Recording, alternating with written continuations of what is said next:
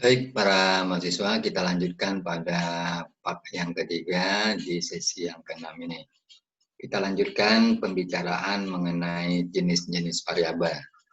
Yang keempat, yang kita kenal dengan nama variabel kontrol atau disebut dengan kontrol variabel.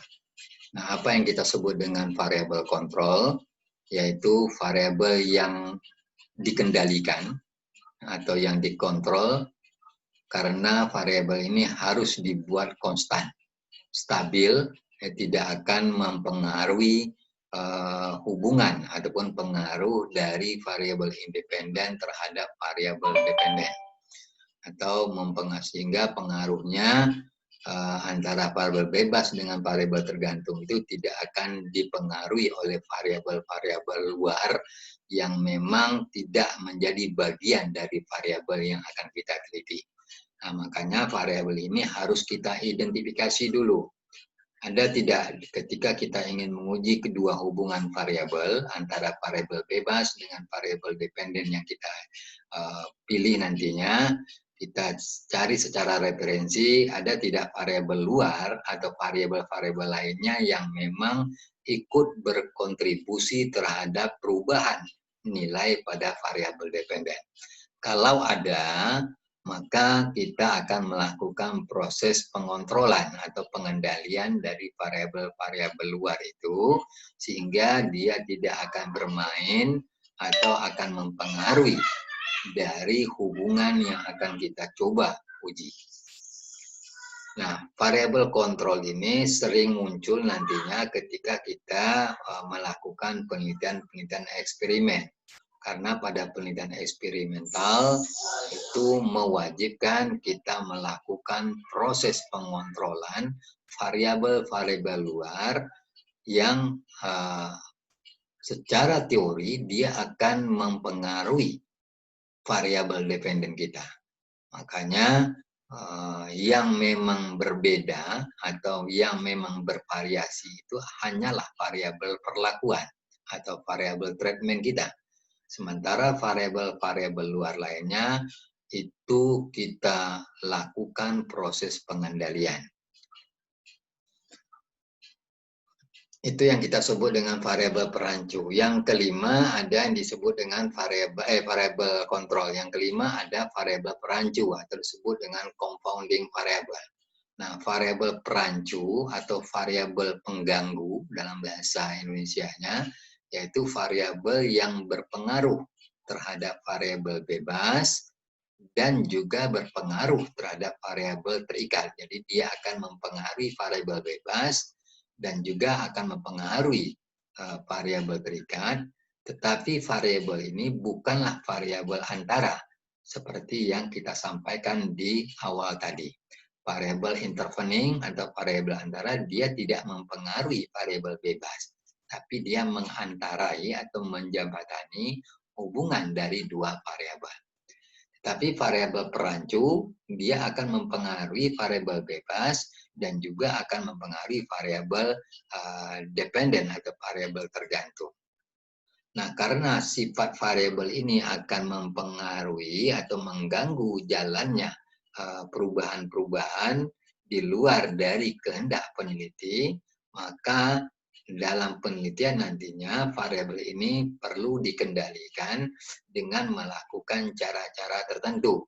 Nah, biasanya ada dua metode yang dilakukan oleh peneliti. Pertama dengan merancang desain penelitian yang baik dengan melakukan proses matching, penyamaan variabel-variabel luar, kemudian juga bisa dilakukan dengan melakukan pengendalian pada saat proses analisis statistik yang kita lakukan. Sehingga variabel-variabel perancu ini bisa dieliminasir agar tidak menyebabkan bias terhadap efek dari perlakuan yang kita berikan. Yang ketiga yang dilihat variabel ini sebenarnya cenderung menyamarkan nantinya Jadi karena dia merupakan variabel perancu, kalau tidak kita identifikasi maka variabel ini akan selalu menyamarkan atau mengurangi bentuk hubungan yang akan kita teliti. Sehingga bisa saja kesimpulan yang kita dapat itu akan menolak hipotesis yang kita ajukan. Gara-gara kita tidak melakukan pengendalian terhadap variabel-variabel pengganggu ini. Jadi ini yang perlu diperhatikan kalau kita ingin mendapatkan hasil yang akurasinya tinggi, penelitian kita, maka kita harus melakukan identifikasi dari variabel-variabel luar, baik dia masuk dalam variabel kontrol maupun sebagai variabel pengganggu atau compounding variabel.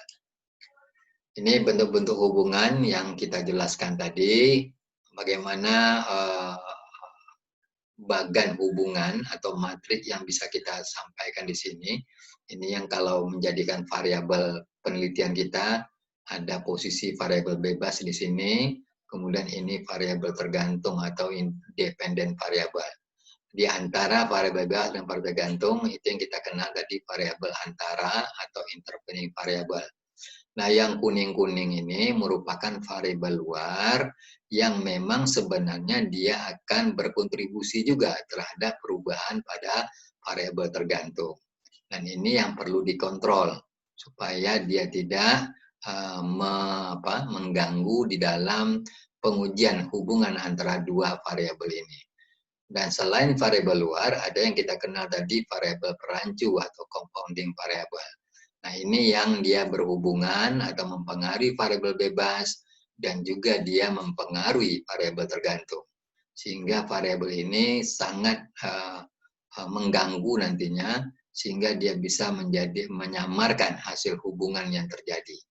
Yang mungkin saja memang tidak ada hubungan, tetapi dengan kehadiran variabel perancu ini yang tidak terbentuk hubungan bisa menjadi terbentuk hubungan karena dia akan menyamarkan hasil penelitian yang sesungguhnya.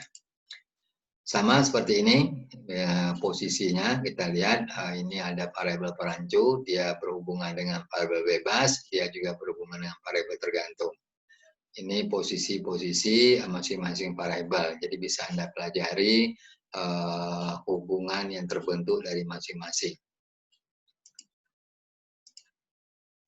Kemudian kita masuk ke syarat-syarat variabel compounding. Ini lanjutan saja.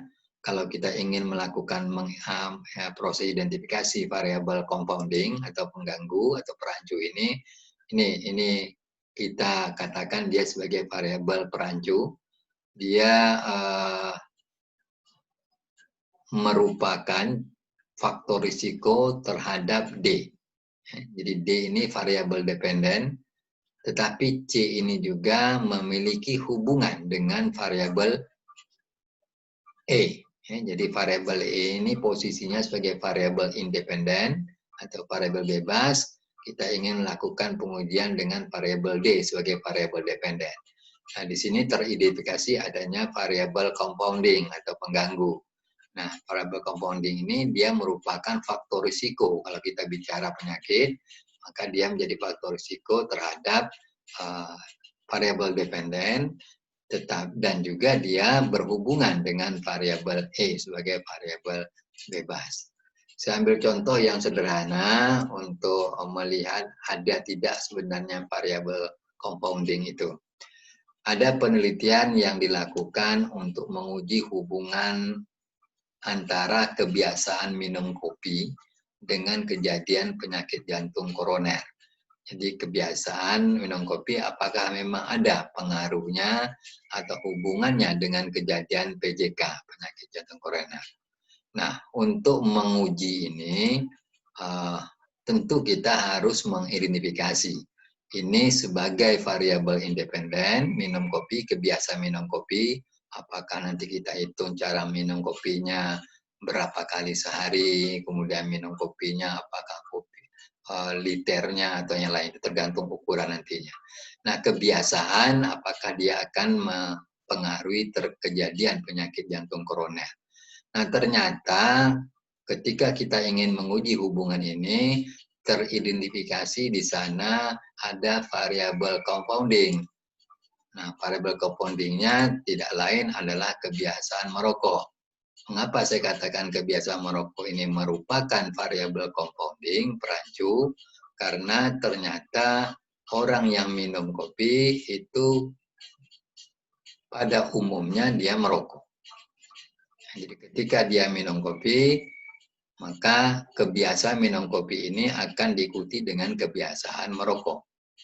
Nah, ketika kita ingin menguji apakah ada hubungan minum kopi dengan PJK, kalau tidak kita pisahkan orang yang merokok ini, maka nanti hubungan yang terbentuk, kejadian PJK ini bukan saja disebabkan oleh kebiasaan minum kopi, tetapi juga mungkin disebabkan oleh kebiasaan merokok itu, bukan oleh kebiasaan minum kopi.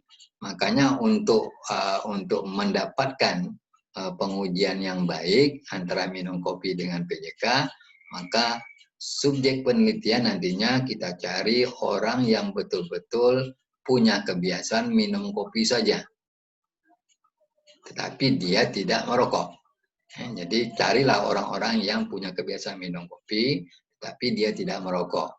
Baru kita hubungkan dengan kejadian penyakit jantung koroner.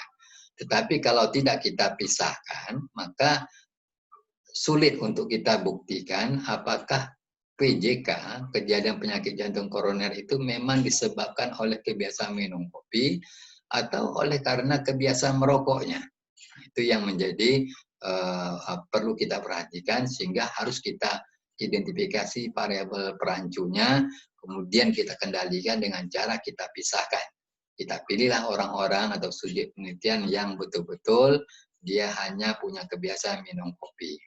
Sama halnya dengan ketika kita ingin menguji hubungan antara kebiasaan makan permen dengan kejadian karies gigi. Nah, orang yang anak-anak yang makan permen itu biasanya akan menyebabkan terjadinya karies gigi. Tetapi ketika kita identifikasi, ketika kita ingin uji hubungannya, ternyata ada variabel compounding yang bisa menekan terjadinya karies gigi. Variabel perancu ini. Apa perancunya? Tentu rajin gosok gigi. Nah, ketika anak-anak itu dia punya kebiasaan makan permen, tetapi dia juga rajin gosok gigi, maka kemungkinan kecil anak-anak itu terkena karies gigi.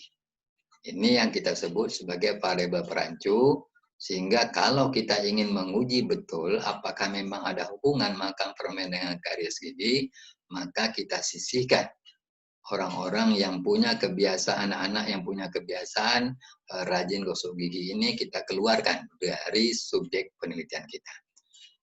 Itu yang penting di dalam apa ya. Nah, kemudian skala ukur variabel. Jadi ketika variabel itu akan kita ukur, akan kita melakukan pengukuran karena dia sudah berbentuk variabel, maka dia bisa diukur. Nah, ketika dia memunculkan angka-angka hasil pengukuran, maka kita kenal ada 4 skala ukur dari variabel-variabel penelitian kita. Nah, 4 skala ukur inilah yang nantinya akan kita pahami apakah hasil pengukuran kita akan memunculkan data berbentuk skala nominal, apakah berbentuk skala ordinal, interval, ataupun rasio. Nah, ada 4 tingkatan skala ukur variabel itu, tadi nominal, ordinal, interval, dan rasio, yang masing-masingnya memiliki ciri-ciri tersendiri. Terasa demikian. Untuk yang keempat nanti kita sambung atau kita lanjutkan dengan memahami masing-masing skala ukur.